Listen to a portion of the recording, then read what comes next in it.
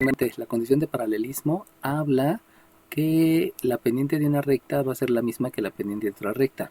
Acuérdense que paralelo son dos rectas que nunca se juntan. Saben que una recta es una sucesión infinita de puntos que sigue una misma dirección en ambos sentidos. Y la relación de paralelismo con la pendiente es que las pendientes sean idénticas. Acuérdense que la pendiente se interpreta como lo que sube con respecto a lo que avanza. Por lo tanto, si las dos, entonces estamos en la situación que nunca se van a juntar, porque siempre se va a mantener la misma distancia entre ellas. Eso es como yo lo puedo ver en geometría analítica. Acuérdense que en geometría euclidiana pues ya nos habían dicho que eran paralelas. Ahora en geometría analítica se hace la referencia precisamente a lo que estamos aprendiendo a calcular. Y ahora para perpendicularidad yo voy a decir que la pendiente de una debe de ser simétrica y recíproca con respecto a la otra pendiente. ¿Alguien se acuerda qué es simétrico y recíproco? 4. Dime 4. 12. Dime 4. Bueno, simétrico es que es el mismo número pero cambia de signo, y recíproco solo cambia el numerador con el denominador, su posición. Ok, se intercambia numerador con denominador, muy bien. Entonces, cuando estoy hablando de perpendicularidad, estamos haciendo mención precisamente a esas dos características, que es simétrico, recuerden que simétrico es diferente signo, y recíproco es intercambiar numerador con denominador. Es decir, que si yo obtengo valores de las pendientes, en el momento que yo obtenga una pendiente de 7 tercios, por ejemplo, para que sean perpendiculares, se debe de cumplir que sean simétricos, o sea que sea diferente signo. Recuerden que este simbolito quiere decir perpendicularidad, se lo vieron en geometría euclidiana. Y también deben de ser recíprocos, y recíproco es intercambiar numerador con denominador. Eso quiere decir que aquí voy a escribir al 3 en el numerador y el 7 lo voy a escribir en el denominador. Obviamente el cálculo de la pendiente ya saben cómo se calculan las pendientes. Puede ser a través de la fórmula o puede ser a través de la forma pendiente ordenada al origen. También, si por ejemplo yo tuviera una pendiente de 4, para que sea perpendicular, si tengo una pendiente de menos 4, para que sea perpendicular debe de ser positivo. Obviamente el positivo sabemos que no se escribe como signo. Y luego se debe de intercambiar el numerador por el denominador. Obviamente este 4 tiene un denominador 1, que lo sabemos desde la primaria, que se le agrega el 1 para mostrarlo como un número racional. Y eso implica que aquí queda el 4 y aquí queda el 1. Así yo sé que son perpendiculares, y igual con esta situación. En el caso de paralelismo, pues no hay tanto problema, porque si una tiene pendiente menos un tercio, pues la otra también debe tener pendiente para que sean paralelas. Sabemos que este simbolito quiere decir el de paralelismo y este simbolito quiere decir de perpendicularidad. Solamente es retomar lo que ya sabemos de geometría euclidiana para considerarlo aquí y escribirlo acá, ¿no? Bueno, entonces las condiciones de paralelismo y perpendicularidad no son tan complicadas, solamente hay que conocerlas, aplicarlas en el momento que sea necesario y entender que se debe de cumplir simétrico y recíproco o que sean iguales en el otro caso. Ahora bien, ya explicadas las condiciones de paralelismo y perpendicularidad, ahora vamos a revisar una fórmula. Recuerden que una fórmula es una ecuación muy conocida para todos los que están involucrados en esa unidad de aprendizaje y hace referencia a la fórmula de la distancia de un punto a una recta. Esa fórmula de distancia de un punto a una recta obviamente obedece a una peculiaridad que ustedes conocen y que ahorita la vamos a revisar. La fórmula menciona que la distancia de un punto a una recta es el valor absoluto. Recuerden que esas barras verticales de valor absoluto implican que se quita el signo. Recuerden que las matemáticas es una materia que lo que hace es interpretar todos los fenómenos físicos, químicos, biológicos, etcétera. O sea, la matemática revisa qué está ocurriendo y tú propones una interpretación. No es al revés. Las matemáticas no rigen a la física, a la química. Es al revés. La química es la química y las matemáticas trata de interpretarlas lo mejor posible a través de ecuaciones, a través de funciones y a través de algoritmos. Eso es lo que hacen las matemáticas. Entonces, de agregarle las barras de valor absoluto es porque en aritmética voy a tener números negativos y positivos, pero la distancia siempre es positiva. Por lo tanto, debo de considerar esas barras de valor absoluto porque estoy interpretando la distancia. Y una distancia jamás va a ser negativa. Sabemos que de derecha a izquierda es un sentido negativo, pero eso ya es una interpretación. No es que propiamente existan distancias negativas. Lo mismo, cuando yo estoy hablando de arriba hacia abajo, sabemos que también esto es negativo, pero no hay distancias negativas, solamente es una posición para nosotros referenciar y poder dar una interpretación a lo que ocurre en la física, química, biología, anatomía, etc. Entonces, la distancia de un punto A a una recta es el valor absoluto de la división del coeficiente del término lineal de la recta en la forma general multiplicado por la abscisa del punto A, más el coeficiente del término Y en la forma general de la recta multiplicada por la ordenada del punto A, más el término independiente de la forma general de la recta dividido entre 3 cuadrada del coeficiente de la forma lineal de la recta, perdón, de la forma general de la recta, el coeficiente b de la forma general de la recta elevado también al cuadrado. Y esto es en barras absolutas. Entonces, eso quiere decir que el punto A sabemos que tiene una abscisa A y que tiene una ordenada que es A. Y entonces, también debemos entender que existe una forma general de la recta y sabemos que esa forma general es una AX más una BY más una C igual con 0. Ahí deben de tener mucho cuidado en la conceptualización, porque resulta que esta A del coeficiente es esta A del coeficiente y es esta A del coeficiente en la forma general de la recta. ¿De cuál? Pues precisamente de la distancia de un punto a una recta. Entonces, la recta va a estar escrita en su forma general y de ahí tomaré el coeficiente A para sustituirlo en la fórmula. Luego, ya que sustituí el coeficiente A, también necesitamos sustituir el coeficiente B. Acuérdense que el coeficiente lleva aquí un signo. Ahí lo estoy escribiendo positivo, pero obviamente pudiese ser negativo. En el primero no hay tanto problema porque sabemos que siempre las formas generales se dan con el coeficiente A como positivo. Ahí no hay tanto que decir, ¿no? Bueno, aquí también es esta B, ¿no? Y por último, también voy a considerar al término independiente. Este término independiente, que puede ser positivo o negativo, se va a sustituir aquí. Entonces, fíjense bien cómo aquí hay una gran diferencia entre esta, que es la abscisa de la A y que se va a sustituir, comparada con esta. Esta es una abscisa que es un valor único. Y esta, si ustedes se acuerdan, está haciendo referencia al lugar geométrico. Y el lugar geométrico, acuérdense que no es único, sino es las coordenadas de todos los puntos que dibujan la gráfica. O sea, todos estos puntitos que van dibujando la parábola o que van dibujando a la cónica o lo que sea, todos esos puntitos son precisamente la pareja XY. Nada que ver con esta abscisa que está por acá. Por eso es necesaria que se le agregue el subíndice. En algunos textos no tiene subíndice, pero acuérdense que nosotros somos más conceptuales y tenemos que explicar bien el concepto para que no haya alguna posible inadecuación. Y luego, de manera similar, bueno, primeramente, esta X y esta Y sabemos que es del lugar geométrico y que me representa al punto P, que son todos los puntos de coordenadas X y Y que están sobre la gráfica, ya sea una parábola, una elipse, etc. Y esta Y también sabemos que es un valor único y que obviamente se sustituye aquí en esta ordenada, pero no tiene nada que ver con esta Y. Esta Y es la de cualquier punto y esta Y es un valor único.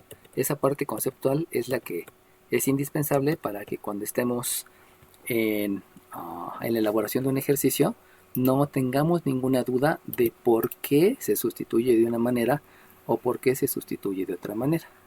Entonces, para que entendamos la aplicación de la fórmula, vamos a plantear un ejercicio, donde el ejercicio menciona, calcula el área del triángulo A de coordenadas menos 5,1, B de coordenadas a menos 1, menos 7 y C de coordenadas 4,2. Ok, si yo hago el bosquejo, sabemos que por aquí está el eje de las abscisas, por acá el de las ordenadas, menos 1, menos 2, menos 3, menos 4, 1, 2, 3, 4, 5, 6. Lo tenemos en el cruce de la proyección ortogonal, eso ya lo habíamos mencionado varias veces, y habíamos dicho que son rectas verticales punteadas auxiliares para buscar la ubicación del punto, a las cuales no se dibujan porque saturan lo que yo tengo, saturan de información mi esquema. Menos 1, menos 2, menos 3, menos 4, menos 5 y menos 1, menos Profesor, 7. tengo una duda. Dime. Eh, Ya me equivoqué. Acomodó el punto A muy arriba. Sí, ¿qué número de lista tienes? 13. Ok, sí, es bueno que me cuiden las espaldas porque luego me pierdo. Les digo, cualquier distractor puede hacer que nos desviemos. En el salón de clase no hay tantos distractores como en casa, ustedes lo saben. Por lo mismo, el día de la evaluación procuren no cometer esas imprecisiones porque de lo contrario puede ser grave, ¿no? Y si estoy buscando aprobar la materia o exentarla, como el caso de su compañera, que también algunos se pudieran sumar a ese nivel, porque pues todavía tenemos 3 días de clases, hoy el miércoles creo y el lunes de la semana que entra, con 5 preguntas que me contesten cada día, alcanzan también esa posibilidad, ¿no? Y por último, aquí está el 1, el 2, el 3, el 4,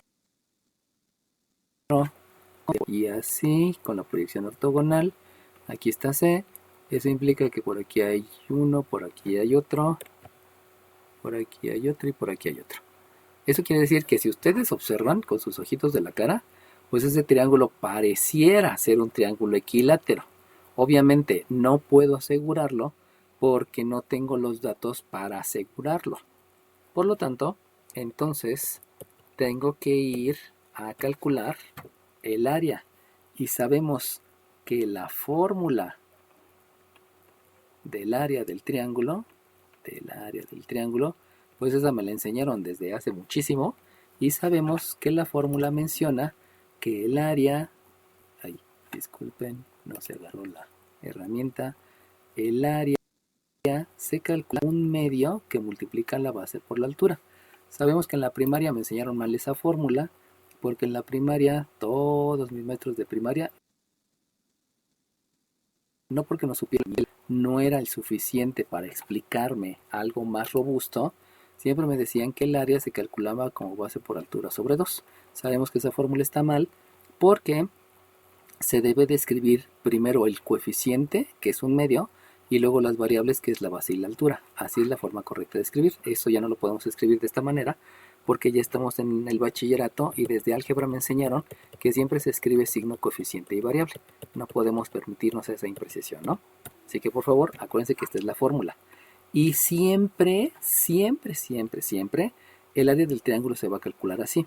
Si alguien me lo calcula con otra fórmula, se lo voy a poner mal. Así que por favor, saben que si les pido área del triángulo, forzosamente es por aquí. No hay otra forma de calcularlo. Las otras formas no son conceptuales, son de otro tipo. Al final las vamos a ver. Y que obviamente, insisto, si en la evaluación me lo calculan de otra forma, se los voy a considerar mal porque debe de ser bajo el concepto de la mitad de la base por la altura. Para que les quede claro desde ahorita, ¿no? Bueno, ahora bien, ¿qué es lo primero que tengo que ver? Pues tengo que elegir la base, porque pues cualquiera de las tres pueden ser la base. Vamos a hacer la suposición que yo quiero que la base sea el segmento AB. ¿Por qué quiero eso? Pues porque me gustó, nada más por eso, no hay ninguna otra razón. Por lo tanto, si yo quiero calcular la base, lo que necesito precisamente es la fórmula de la distancia entre dos puntos. que esa fórmula pues ya me la sé desde hace mucho tiempo, fue la primera con la que abordamos el curso de geometría analítica, y sabemos entonces que la distancia del punto A, del punto A al punto B es la raíz cuadrada de la abscisa del punto A menos la abscisa del punto B elevado al cuadrado más la ordenada del punto A menos la ordenada del punto B elevado al cuadrado. Conociendo eso, podemos hacer la sustitución. Sabemos que sustituir. Entonces, estas dos de aquí las voy a traer para acá abajo para que no tenga que estar a cada rato volteando hacia allá. Aquí las dejo. Y si hago la sustitución, saben que sustituir quiere decir reemplazar. Eso implica que la distancia del punto A al punto B es la raíz cuadrada de la abscisa de la A, sabemos que es un menos 5, menos la abscisa de la B, que es un menos 1. Sabemos que no podemos tener dos signos juntos, debemos de indicar la multiplicación, por eso agregamos el símbolo del paréntesis redondo y cambio el de agrupación por un corchete, lo elevo al cuadrado. Luego la ordenada de la A sabemos que es 1, menos la ordenada de la B, que es un menos 7, aquí procede lo mismo. Y con el corchete tenemos que mover el radical, porque el radical es un paréntesis, y sabemos que los radicales deben de estar cerrados, porque es un paréntesis. Por lo tanto, el radical, saben que el radical es el símbolo de la raíz, el radical lo llego hasta acá, indicando que se está cerrando el paréntesis, lo mismo aquí arriba, ¿no? Si no lo indican, también esa es una falla conceptual, chiquillos, eso ya lo saben. No se los tengo que estar repitiendo en cada instante. Bueno, sí se los repito para que quede en clase, ¿no? Pero en la evaluación, como no voy a estar ahí al ladito diciéndoles, eso lo deben de recordar, es parte del formalismo. De aquí, obviamente viene una ley, parecen los chinitos que están riendo. Entonces, es la ley de los signos, y aquí es la ley de los signos, aquí es una suma y una resta, por lo tanto, ahí voy a aplicar ley de la resta, y aquí es positivo, los dos son iguales, por lo tanto aplico la ley de la suma, y de una vez, como es una potencia, puedo aplicar la definición de potencia, y sabemos que la definición de potencia es multiplicar a la base tantas veces como indica el exponente. Por lo tanto, obtengo... ¿También sería jerarquía de operaciones? No, porque como están los paréntesis, la jerarquía más bien es en las divisiones. Porque en las divisiones tenemos un 2 menos 3 y un 5 menos 2. Y por qué hacen que estos dos se dividen. Entonces ahí sí hay como que checar la jerarquía, ¿no? Pero aquí, como lo primero que aparece son las ¿cómo se llaman? Las multiplicaciones. Y los paréntesis están bien definidos, como que no tendría caso. Si tú lo escribes, no estaría de más. O sea, puedes escribir jerarquía de operaciones, pero aquí no es tan importante porque está todo como que muy bien acomodadito, ¿no? Pero si quieres escribirla adelante, ¿no? Te digo, esta no tiene tanta importancia. A lo que voy, si esta no me la escriben el día de la evaluación, no pasa nada. Si le escribes de más, pues está bien, ¿no? El problema es que no escribieras definición de potencia y la hicieras, ¿no? Ese sí sería grave. Bueno, Dios te pague. Entonces resulta que aquí me da positivo, con este es negativo, por ley de la resta me queda un menos 4, pero definición de potencia es multiplicar a menos 4 por menos 4 dos veces, como está la ley de los signos, perdón. Aquí me da más y por tablas de multiplicar eso me da un 16. Entonces, aplicando todos esos conceptos, que obviamente se los explico para que los tengan presentes, aquí tengo que el resultado es un 16. Se los explico porque muchas veces en algunas clases les dicen, ahora voy a hacer esto, y ahora esto, y ahora esto, y ahora esto. Pero nunca les dicen que es y ese esto es lo importante, ¿no? Aquí me da un positivo, con ley de la suma me queda 8, y al multiplicar dos veces al 8 me da un 64. Por lo tanto aquí es un más 64, y entonces me doy cuenta que lo que debemos de aplicar es la ley de la suma, y aquí sí tiene sentido lo de jerarquía de operaciones. Profesor, Dime. ¿qué no es 36? 36. Va de nuevo. Este me da positivo. Con este negativo me queda un menos 4. Menos 4 por menos 4 me da el 16. Vamos con el otro. Este es positivo. Por lo tanto me queda un 8. Y 8 al cuadrado es 8 por 8 que me da el 64. ¿Sale bien? Ok, bueno, ahí tengan cuidado porque Sí, profesor, gracias. hay veces que por la inercia que nosotros llevamos de estudiar de cierta manera toda la vida, cancelar, pasar, etcétera, etcétera, hay veces que estamos tan influenciados por esa inercia que pensamos que el resultado es erróneo. Pero si ustedes empiezan a revisar bien los conceptos, todos los conceptos jamás se van a equivocar. Bueno, pueden tener imprecisiones porque se distraigan, ¿no? Si en ese momento les habla a su mamá y les dice están temblando, pues obviamente se van a distraer y van a salir corriendo, ¿no? Pero procuren disminuir las distracciones. Por eso estén en un lugar tranquilo, con audífonos si es que hay mucho ruido, o encerrados en su cuarto si es que llega la señal hasta su cuarto, con la tele apagada, todo lo que puedan, ¿no? Obviamente ese es un compromiso de toda la familia, pero pues ustedes son los que deben estar responsabilizados con su aprendizaje. Por eso es necesario y es indispensable que se busquen un lugar adecuado. Bueno, ¿por qué menciono la jerarquía de operaciones? Porque muchos piensan que la raíz de 16 te debe dar 4 y la raíz de 64 te da 8 y luego hacen la suma. Obviamente eso no tiene ningún sentido porque por eso les he dicho varias veces que el radical es un paréntesis. Como el radical es un paréntesis, lo primero que debo de hacer es la suma. Aquí sí tiene más sentido escribir la jerarquía de operaciones porque esa sí es preponderante para algunos resultados que me los dan con imprecisiones. Por lo tanto, por jerarquía de operaciones sabemos que hacemos primero la ley de la suma, que es lo que está en el radical, y entonces el radicando es 6 más 4, me da un 10, llevo un 100, y con el otro tengo un 8, por lo tanto es raíz de 80. Pero yo sé que hay un concepto que se denomina racionalizar el radicando. Y racionalizar el radicando, sabemos que el radicando es el número que está dentro del radical, y lo que yo debo de hacer para racionalizar es que al 80 le calculo factores primos. Este tiene mitad, que es 40, este tiene mitad, que es 20. Ahí, ese cero me sale muy feo. No se quiere componer. 20. Este tiene otra mitad, que es 10. Este tiene otra mitad, que es 5. Y este tiene una quinta, que es 1. Entonces, de los factores primos, me doy cuenta con mis ojitos de la cara que este 2 por 2 me da 4. Por otro 2 me da 8. Por otro 2 me da 16. Y este 16 tiene raíz cuadrada exacta. Como tiene raíz cuadrada exacta ese 16, entonces la distancia del punto A al punto B es 16 por 5.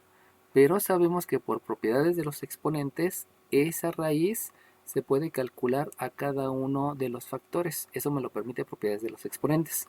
Y como este tiene raíz cuadrada exacta, entonces yo puedo escribir solamente la raíz cuadrada de 16, que es 4, y multiplicarla por la raíz cuadrada de 5, que no es el radicando. Racionalizar el radicando es factorizar, los voy a escribir aquí, los conceptos es factorizar. Obviamente esto no hay que escribirlo porque racionalizar el radicando ya lo involucra todo. Factorizan el 18 a través de calcular factores primos, y luego de factorizar usando factores primos, entonces aplican propiedades de los exponentes y obviamente también la definición de radicación.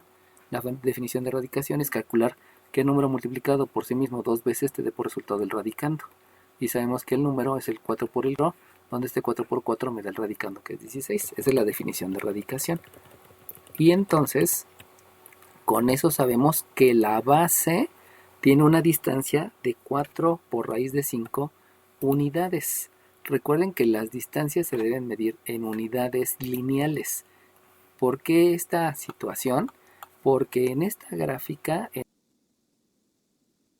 en este bosque, estoy midiendo centímetros, si estoy midiendo con pulgadas, si estoy midiendo con pies, si estoy midiendo con kilómetros, si estoy midiendo con años luz, no lo sé, ¿no? Entonces, como no me dicen, yo debo de considerar simplemente que son unidades lineales. Y esas unidades lineales son las que debo de especificar aquí en mis distancias. Ahora bien, ya que calculé la distancia, o sea, en otras palabras, ya que calculé la base, lo que me hace falta es la altura. Acuérdense que ya calculamos la base. Desde ahí comenzó toda esta situación, ¿no?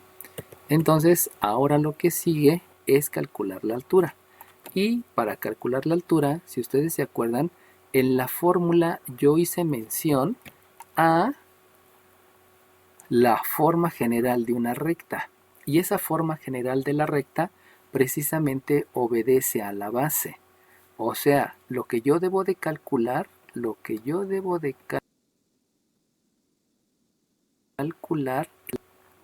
general de la recta. ¿Y de cuál recta? Pues precisamente de la recta que incluya la base. Es decir, esta que yo dije que era la base, aquí pasa una recta por esos 2 puntos y yo necesito calcular esa ecuación. ¿Alguien sabe cómo voy a calcular esa ecuación?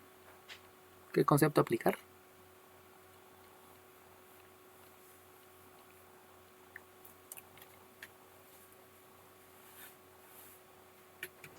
Con la forma 2 puntos. Primero díganme su número de lista.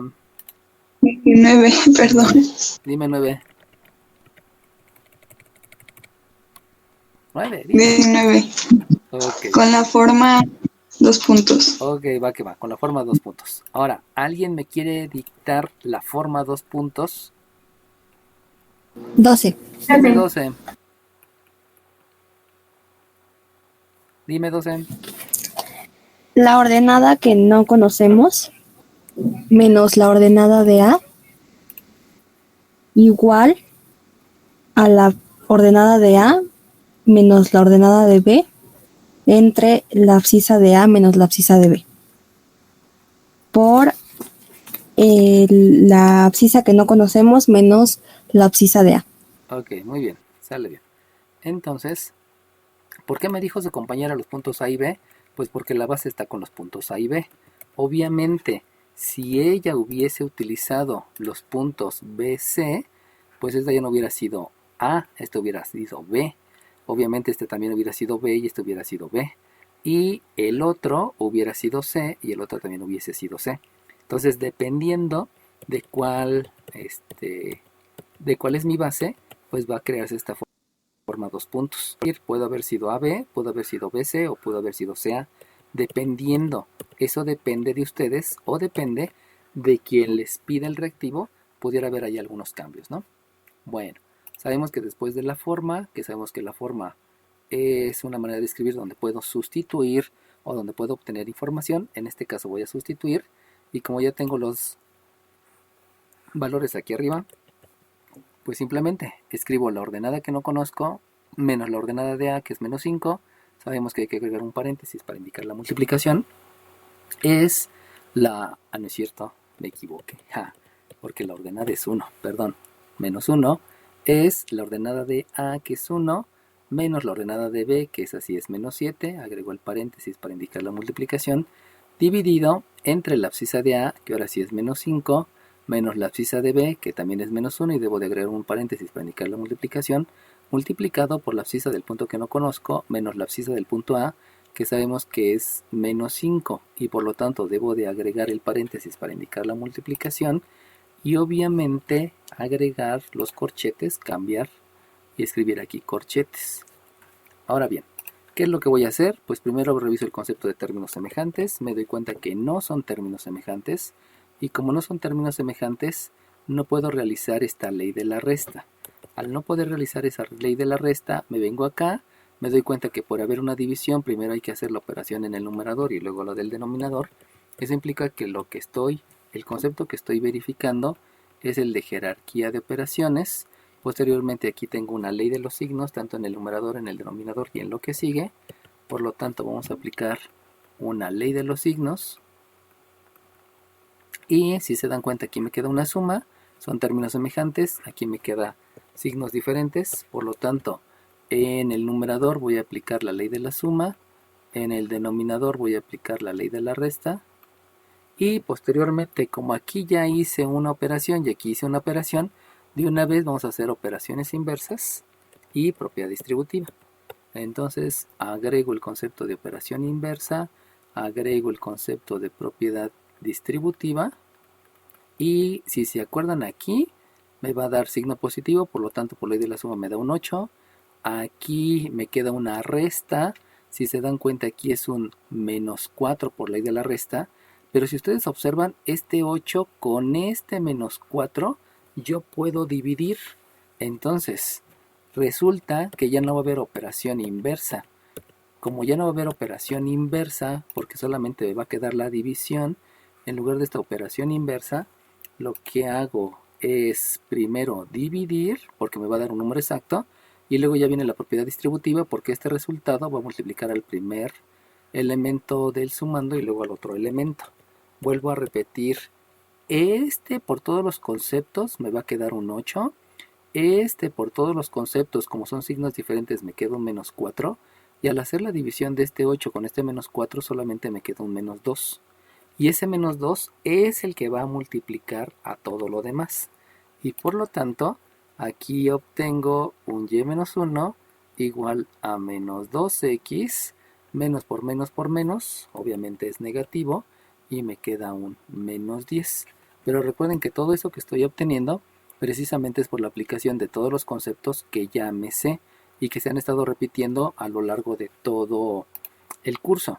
Vuelvo a repetir, aquí me da un 8, en el denominador, como son signos diferentes, me da un menos 4, la división es un menos 2, y este menos 2 es el que multipliqué por x, por eso me dio menos 2x, y este menos 2 por este más 5, por eso me da el menos 10. Y de ahí pues ya obtengo el resultado de todos los conceptos que les mencioné. Acuérdense que, insisto, hay que estar estudiando los conceptos desde el primer día para que no haya ningún problema conforme vaya avanzando en los temas. Obviamente de aquí sabemos que debe ser la forma general, lo mencionamos desde por acá arriba, debe ser la forma general de la recta, y esa forma general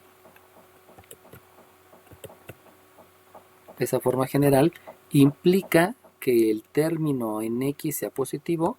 Por lo tanto, voy a aplicar el concepto de operación inversa para que este sea positivo, escrito al principio, y luego necesito aplicar el concepto de términos semejantes, porque este 10 y este 1 son términos independientes.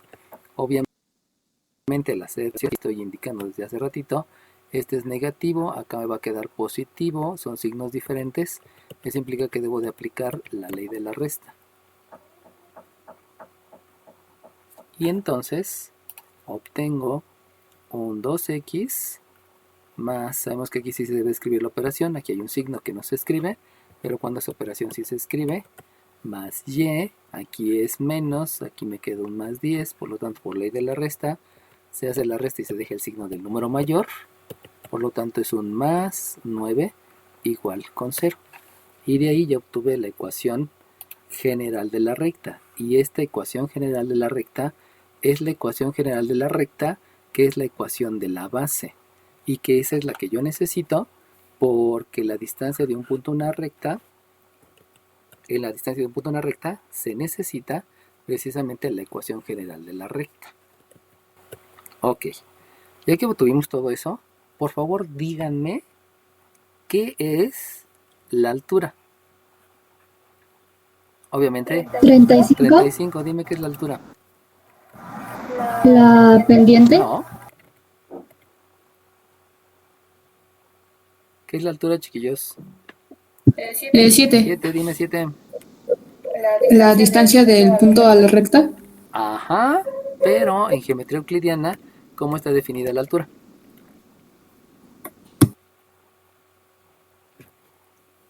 12. 12, dime 12.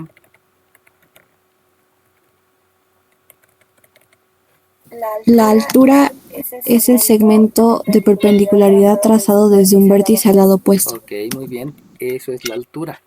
Entonces, basándose en las dos cosas que me dijeron sus compañeros, resulta que si yo voy a calcular el área del triángulo, necesito precisamente la altura del triángulo. Pero la altura del triángulo en geometría analítica, a mí me enseñaron que es el segmento que une perpendicularmente a un vértice con su lado opuesto. Por lo cual, si yo mencioné que la base es el segmento AB, necesito encontrar un segmento perpendicular que vaya al vértice opuesto. Este segmento perpendicular, que no me quedó tan perpendicular, debería de ser más por acá. Este segmento perpendicular, esa va a ser la altura. Y esa altura debe cumplir con que es la distancia de un punto a una recta.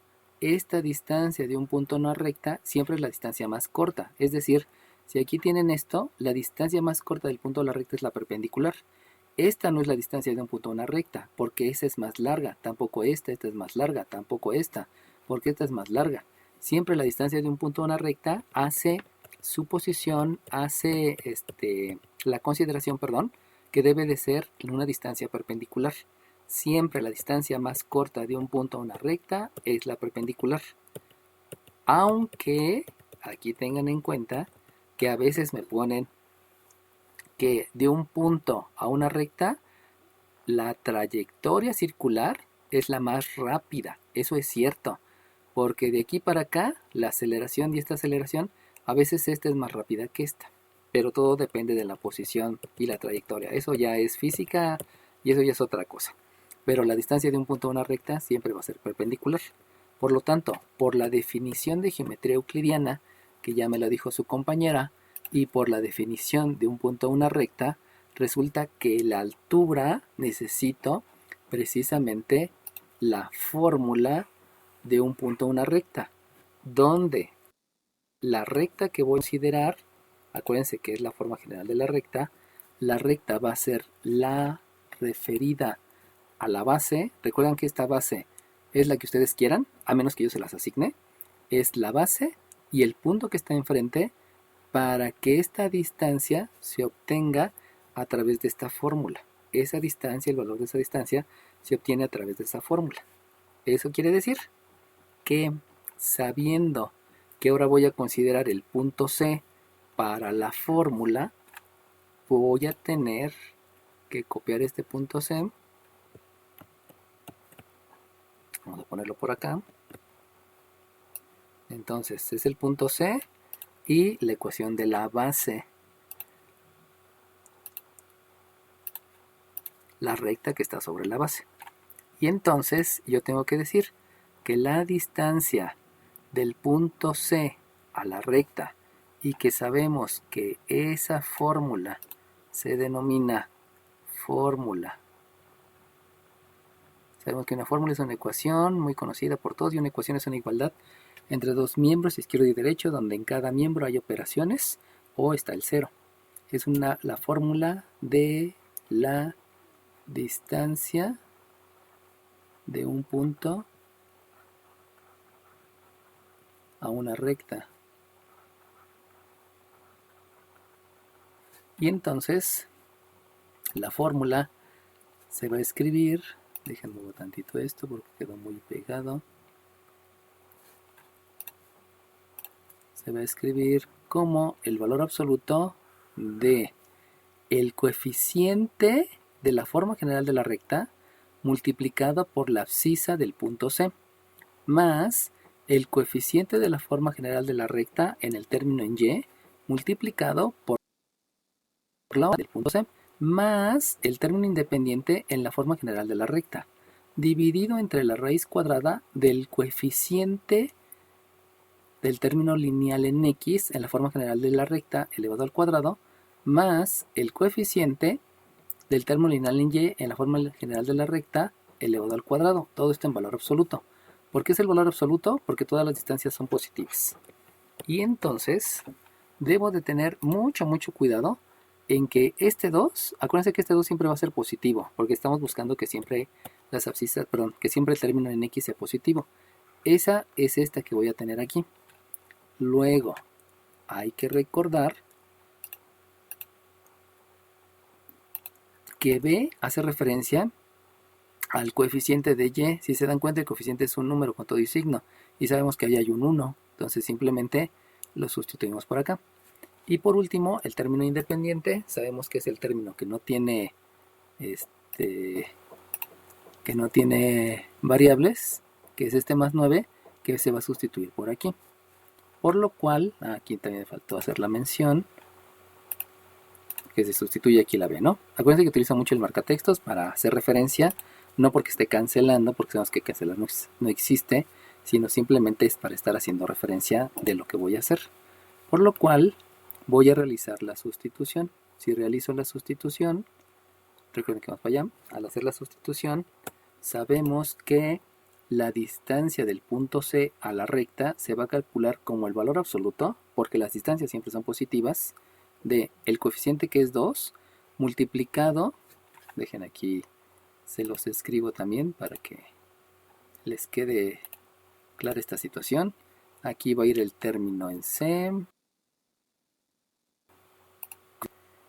el coeficiente B, aquí está el coeficiente A, y me falta el término independiente que va a ir por acá. Entonces, el coeficiente en B sabemos que es un más 1 y el coeficiente del término independiente es un más 9, disculpen, el término independiente, y lo que me hace falta es aquí escribir las coordenadas. Y esas coordenadas sabemos que es 4,2 porque fueron las que me dieron de dato y que había copiado. Por aquí solamente lo vuelvo a mostrar, 4,2, y eso va a ser dividido entre la raíz cuadrada precisamente de los coeficientes que ya había mencionado anteriormente. Se los marco en marcatextos solamente para que sea más visual para los que somos visuales, y también para los que no somos visuales pues tengan una referencia adicional, porque a veces todo es bueno, ¿no? Todo ayuda. Por lo cual aquí debo de escribir un 2 que va a estar elevado al cuadrado y le voy a sumar un 1 que va a estar elevado al cuadrado. Recuerden que estamos hablando del coeficiente de la forma general de la recta, y obviamente esto va a ser en barras de valor absoluto porque todas las distancias son positivas. Recuerden que es una interpretación de la realidad, y como es una interpretación de la realidad, pues simplemente hay que hacer las cosas tal cual se deben de hacer, ¿no? No hay otra situación al respecto, ¿no? Bueno, como ya se va a terminar la videollamada, o sea, tú puedes cometer errores bastante graves si no aplicas bien tus conceptos debido a que son números muy grandes. Esa es la razón por la cual dividí primero el 4 entre el 2, dándote obviamente un 2, y entonces como solamente te quedó un 2, ese 2 lo multiplicas por el 19, y ese 2 por 19 ya te dio el 38. De ahí vino el 38. ¿Sale bien? Ok, muchas gracias, profesor. No, gracias a ti. Y acuérdense, cualquier duda que tengan, luego díganmela, ¿no?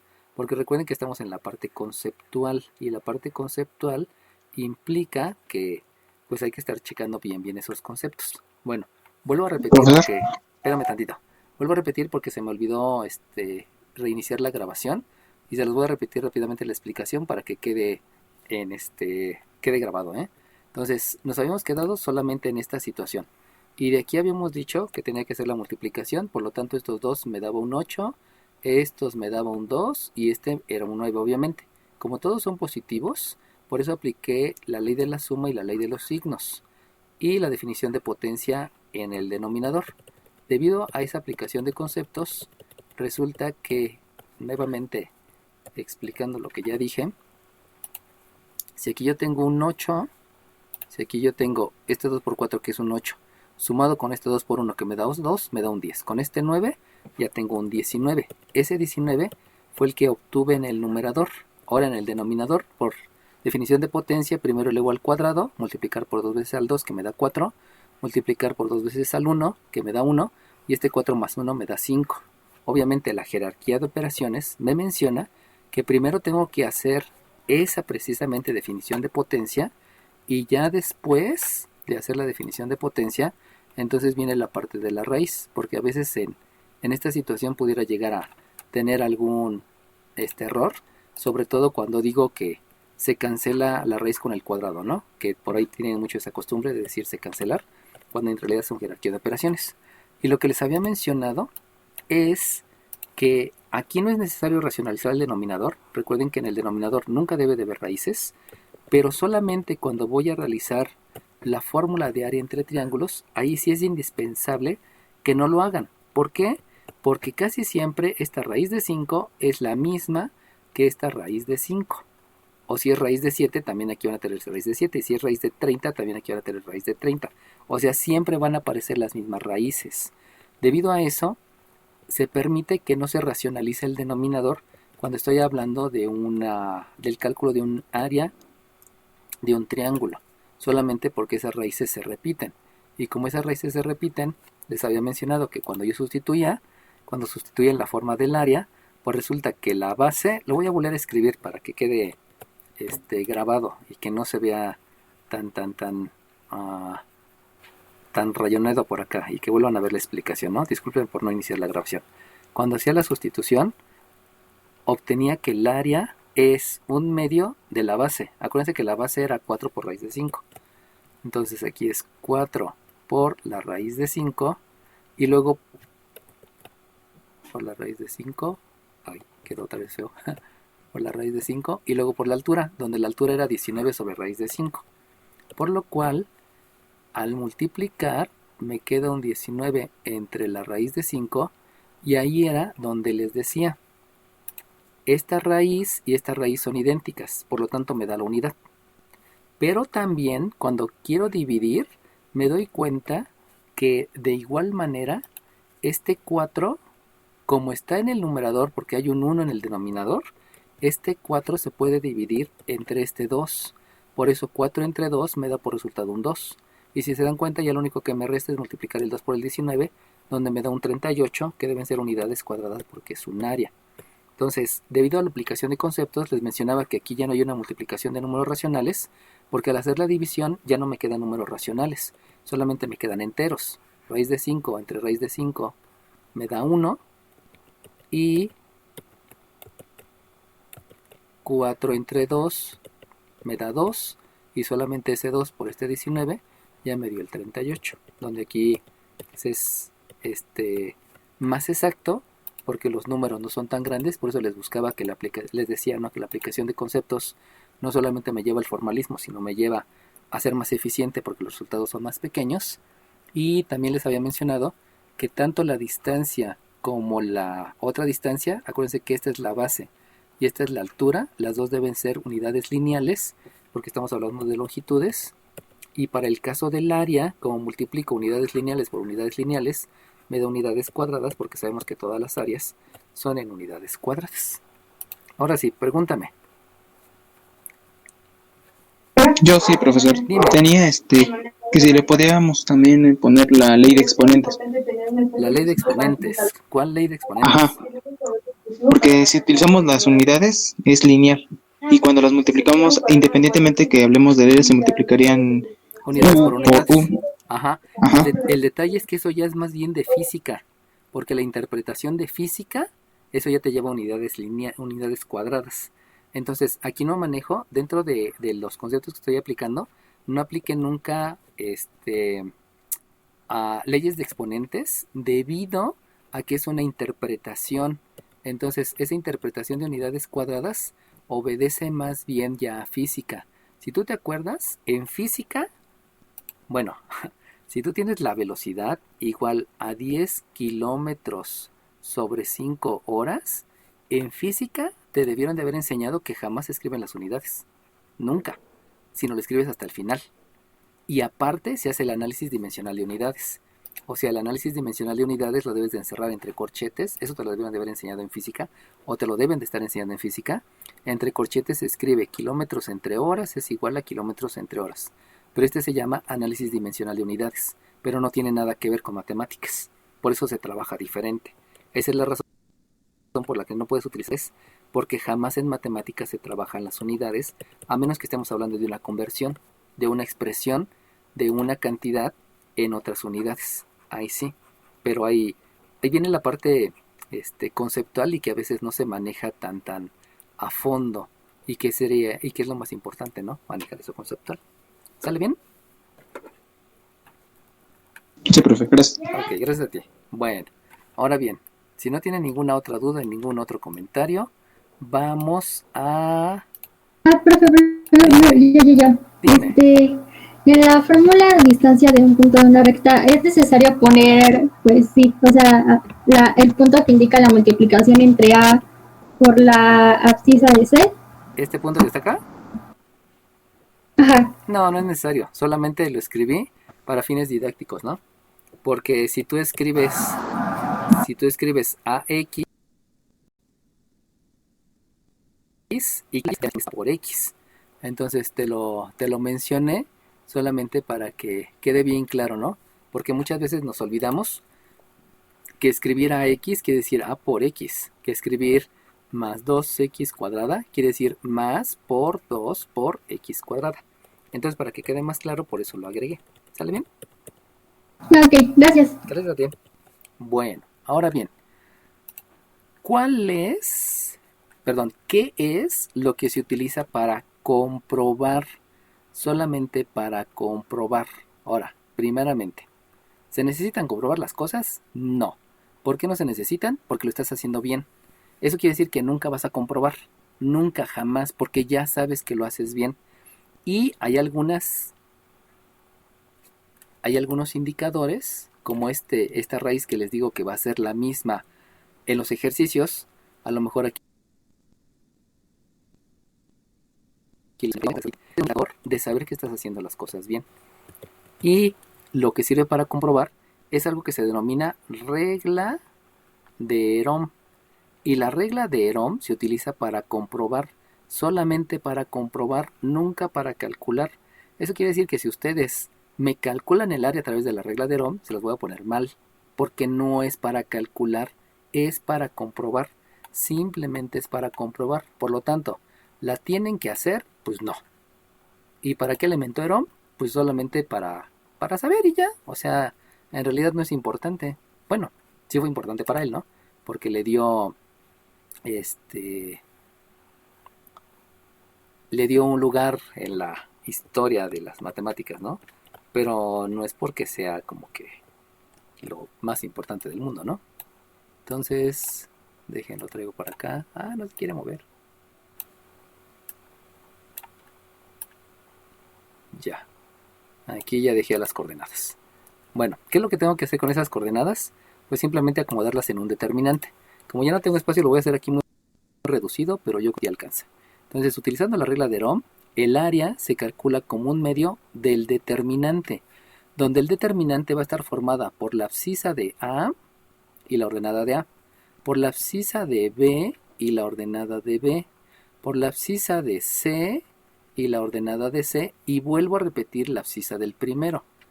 Ese orden no importa, pudieron haber escrito primero la B, luego la A y luego la C, o primero la C, luego la B y luego la C. Eso no importa, por eso simplemente es una regla, no tiene ninguna importancia conceptual. Por eso no se las considero en el examen. Si la hacen, ¿la tienen que hacer en el examen? No. ¿Por qué? Porque lo estoy haciendo bien. Si alguien lo quiere hacer para comprobar, pues hágalo, ¿no? No por eso le voy a poner décimas de más o puntos de más, ¿no? Pero si solamente me lo hacen para el cálculo, pues no se las voy a tomar en cuenta. Que les quede claro, por favor. No es que sea más fácil, simplemente no es conceptual y por eso no se considera. Y lo que estamos evaluando es conceptualización. ¿Para qué? Para que puedan conceptualizar bien en cálculo diferencial, en cálculo integral, en la maestría, en el doctorado, en ingeniería, como empresarios, etcétera, ¿no? O sea, lo importante es que tengan bien claros los conceptos para que triunfen en su vida profesional. Si solamente hacen lo más fácil por lo más fácil, pues simplemente se van a quedar en niveles más fáciles, donde no hay tanta responsabilidad. Ok, ¿qué dice el álgebra referido a los determinantes? El álgebra referido a los determinantes menciona que primero tienes que multiplicar todas las diagonales descendentes. Es decir, este 5 lo vas a multiplicar por el respectivo de la diagonal descendente, ¿no? Lo vas a multiplicar por el de la diagonal descendente, que es el 2. Y por último, este 4 lo vas a multiplicar por el 1 en la diagonal descendente. Eso es lo que dice álgebra, perdón, aritmética. Dime. Perdón. En triángulo para determinantes, ¿no debería de repetir otra vez B? No, tienes que repetir el primero. Nada más el primero. Ajá, nada más el primero. Sí, porque nada más son las diagonales descendentes. Sí. Gracias. ¿De qué? Gracias a ti. Eso quiere decir que si aplicas, no voy a poner aquí ningún concepto porque es aritmética. Y ustedes saben que aritmética son operaciones con números. Entonces como que no tiene ahí sentido tanto porque nada más son números. Recuerden que los números representan cantidades. Pero la cantidad es la que tienes que interpretar. Por eso aquí vienen los valores absolutos y todo eso, ¿no? Por la interpretación, ahí sí es conceptual. Entonces si multiplicas resulta que la primera te da 35, luego le sumas la segunda, donde la segunda te da un menos 2, por lo tanto pues ya no fue suma, sino fue una resta, y luego la última te da un 4, le sumas un 4, y eso fue la multiplicación de las diagonales descendentes, y le vas a sumar, perdón, le vas a restar, y le vas a restar la multiplicación de las diagonales ascendentes. Y las diagonales ascendentes quiere decir que el 5 lo vas a multiplicar por el 2, que el 4 lo vas a multiplicar por el menos 7 y el menos 1 lo vas a multiplicar por el menos 1. Perdón, el menos 1 por 1. Y por lo tanto, entre paréntesis, debes de escribir el menos 10, debes escribir el menos 28 y debes de escribir el menos 1. Vuelvo a repetir, esta es una regla, es un método aritmético que no tiene ningún sentido conceptual. Y por lo tanto, esto te da un medio de la multiplicación. Aquí obviamente hay que aplicar la ley de la suma y ley de la... No lo escribo porque, insisto, es aritmético. Aparte, y por lo tanto, aquí me queda un 30. Oh, no.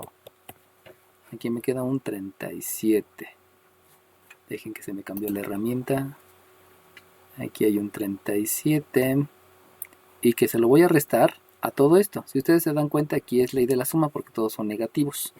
Por lo tanto, aquí me da un 38 y aquí me dio un 39. Como todos son negativos, es menos 39. Pero como hay otro negativo, multiplicando por ley de los signos, entonces me da un más 39. Y entonces, considerando que ya me sé todos los conceptos bien, pues simplemente aquí hago una ley de la suma. Este 39 más este 38 me da un 76 y 76 entre 2, porque ahí hay una división, resulta que me queda un 38. Y puedo decir que el área por la regla de Ohm me queda 38 unidades cuadradas. Y algunos dirán, es que es más fácil. Sí, pero lo fácil te lleva siempre a que no llegues a los objetivos adecuados. Y eso está por todos lados, o sea, no nada más es en matemáticas, sino es en todos lados. Si me quiero ir por lo fácil, resulta que luego ocurren cosas muy feas, que ustedes la saben. Invéntense cualquier ejemplo y ustedes lo saben, ¿no? Por eso la regla de Ohm solamente es para comprobar. Dime. ¿De dónde sumó el 39? Ah, ¿Dónde le dio el 39? esto es ley de la suma. ¿Por qué ley de la suma? Porque todos son negativos. Por lo tanto, como todos son negativos, el 10 más el 28 te da 38, más el 11 te da 39. Pero como es ley de la suma, te dio negativo. Y negativo por el otro negativo te da positivo. Positivo el 39. Pero profe es menos 1. 40. Ajá, Es menos 1, no menos 11, profe. Usted dijo menos 11. Ah, sí es cierto, es menos Ya 1. no quedó nada. Sí, está escrito el 1. Porque este es paréntesis redondo. Sí, disculpen. Lo dije mal porque es un paréntesis, ¿no? Disculpen. Dejen aquí, lo arreglo bien. ¿Quién me dijo que dije 11? El niño que dijo que dije 11. 27. Ok, sale bien. 27. Fíjense cómo ahí hasta no escribir bien puede causar imprecisiones, ¿no? Pero esas imprecisiones, insisto, ¿no? Como le digo a mi hija, no existen los accidentes, jamás han existido los accidentes, solamente han sido descuidos. Como todo lo que se imaginen es un simple descuido e imprecisión, ¿no? Obviamente eso hay que minimizarlo. En un temblor, pues puede ocurrir, ¿no?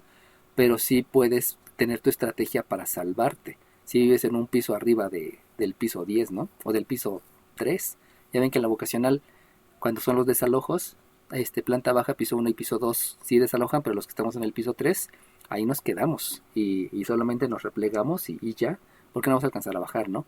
Esa es la estrategia. Y si se cae el edificio, pues como estamos replegados, pues se supone que hay más posibilidad de sobrevivir. O sea, eso es minimizar las consecuencias, pero no estás previniendo el accidente, pues simplemente es planeación. Y bueno, recapitulándolo con lo que les dije a su compañera que lo había dicho mal, aquí tengo un menos 10, con este menos 28 me da menos 38 y el otro me da menos 39, y menos 39 con este menos, pues ya fue el más 39. ¿Sale bien? Pero vuelvo a repetir, la regla de Ohm solamente es para comprobar. Si alguien me la pone como como lo importante para el cálculo, se lo voy a poner mal. Bueno, ¿alguna pregunta, jóvenes? Yo tengo una, pero es de los ejercicios de esta semana.